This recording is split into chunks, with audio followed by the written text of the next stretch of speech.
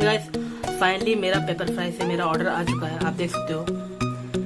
And 2-3 हफ्ते पहले पेपरफ्राई में एक लूट आई थी जिसमें आपको 700-800 का प्रोडक्ट यानी कि पूरा डिस्काउंटेड, यानी कि ओनली 10 रुपये आपको शिपिंग चार्ज देनी पड़ रही थी। ओके, तो उसी के थ्रू मैंने 25-26 ऑर्डर प्लेस किए थे टोटल।